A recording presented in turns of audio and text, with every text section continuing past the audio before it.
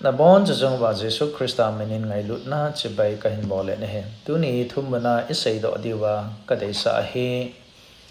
nidang phat dang la ya nu la pa te lung kham na len pen chule tu lai khanga nu la pa te lung kham na len pen he bet ka na inei deu hi ka dei sa ene he nidang lai ti chu kham theinat igam sung u mun len ta ahin lo ma sanga chun nu la pa te lung kham na len pen chu ka cha te hi hoi lai school chun kai sa lang a fi ka pi zo dem hoi lai school chun so lang a hoi pen dem chi na thip na a hoi thei pen an ke lam da oven hoi lai college mon chun so lang ka cha te hi khunung ting a khin so na divin service an ki ji do divem hoi lai private coaching center la chun so lang exam ahung lol hing thei ovin a pass thei divem ti a hi lung kham na an nei ji a hi chu ti chun cha te jong chu hoi lai school chun kai leng ka thim dem hoi lai coaching center chu zon leng exam a fail lawa ka pass thei ding ham ti a lung kham na le lung boi na bo chu khang dong te ngol pi an hi in he nidang phat dang la ya chun egam sung wa private coaching center ho jong hi ong man khalo morning evening shift ho jong hi mi an ki chu tho a le kha sim na lama na sata khang dong te hi an ki pi a hi ben he ahin lawang se ten tu lai khangin kham theina ni gam sung ahin lo apat na hen nu la pa te lung kham na len pen hi ka cha te hoi lai rehab center chun solang a fi ka pe zo dem hoi lai rehab center chun solang ka cha ang kingol sa kham na theya thiding sai ahung hing do kit dem tia lung boina lung kham na len pen nei ngan hi ta ben he ka cha nu jong chu koi to ong ki cheng dam tia hi lungim gun se na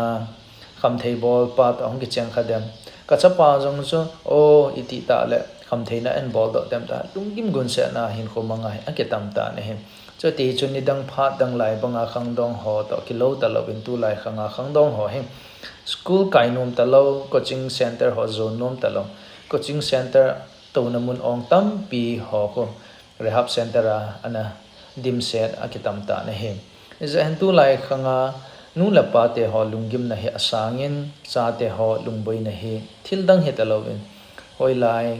lo mun hoi lai mun a chun kham theina a hoi pen a ke modem kham theina a hoi pen a ke sim do dem kham theina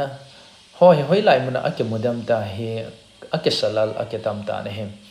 tunia egam le nam adam mo na kham theina an na sata hin kho asu se na e ho hin kho a ke pa na tam pi ala mang he thil dang si he lo he pathinin ai pe o gam lei sit ho a hi na ding bang ta di ta in man do lo ziu a hi nei pap ke lo se ji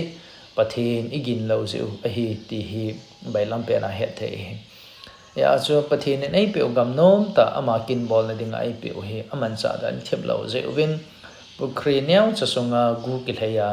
thi na gu ki thai ta bangin tu ni gam sung neu cha gam nom ta he